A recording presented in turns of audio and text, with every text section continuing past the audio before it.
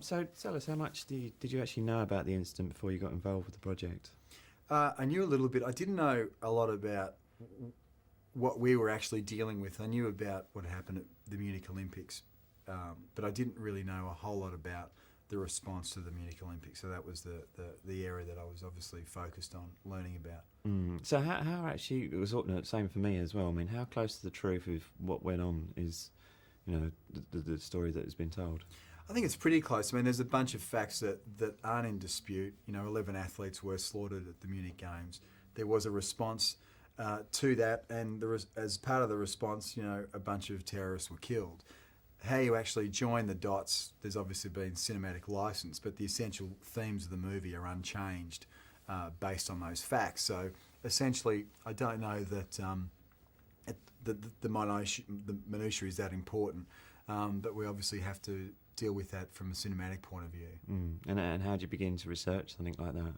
Well, growing up in Australia, Middle East politics was not something that was prevalent in our curriculum, so I really felt as though I needed to understand a lot more about that. Just for my own character, playing an Israeli, I felt like I really had to understand the history of that region. So I had a couple of years to learn about it and feel better for it. It's one of the good parts about this job, that you are forced to learn about things that you didn't know enough about initially.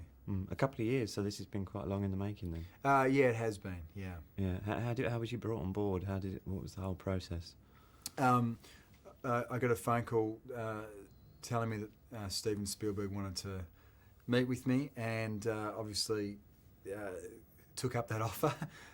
Sat down, met with him. He told me about the film and about this character, and that he wanted me to play the part. So I was shocked and scared and so forth, and just basically started researching it straight away. And then it was about 18 months later or thereabouts we started shooting. So when someone like Steven Spielberg gets onto the phone to you, is it just, yes, whatever you've got, I'll do it? Or, is... Well, if it's Steven Spielberg, pretty much. But luckily for me, the meeting was pretty detailed in terms of what it was about, and that this was the move that he was going to be making next. So it was very, very easy to say yes, and I didn't have a whole lot of hesitation. No, I can imagine. Yeah. I can imagine. So what's he like as a director to work with? Why is he... held in such high regard by so many? Well, as an actor, he's pretty much the ultimate, because he really is a wonderful audience member. He's very enthusiastic, he's very attentive to what the actors are doing, and really understands what we're doing to an amazing degree for someone who wasn't an actor himself. And he's incredibly enthusiastic.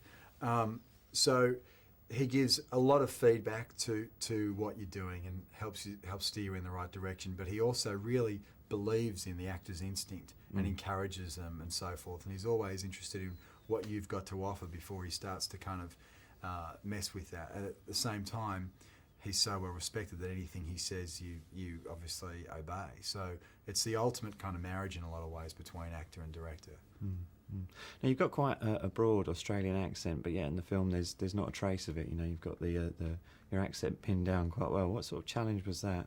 It's always a challenge, I think it would be almost impossible if you didn't have the right amount of time.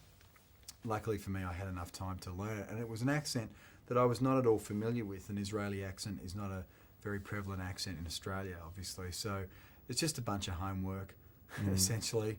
And in this film, I had a bit of fun because I was able to do two. When Avner's undercover, he occasionally poses as a German, so I was having to mix between a German accent and an Israeli accent. But I find it helpful, any time you're having to lose yourself completely. It's always great to have those sorts of things. I know since 2001, when you was in Chopper, or when Chopper was being seen by everyone, your rise has been quite sort of steep into the public eye, and your fame has sort of grown quite rapidly. What do you think has been the key to your, the right choices that you've made? I tend not to do a lot of them. I tend not to work unless I'm really falling in love with a script or a character. So I'm probably not one of those people that churns out a lot of movies. I just try and choose the ones that really, really excite me.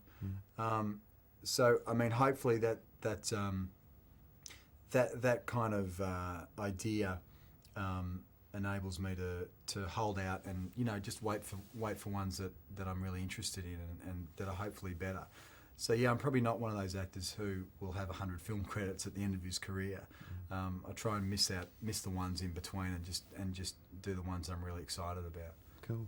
Well, good luck. Yeah, thanks, mate. All right, it's very good. Thanks for your time. Thank you.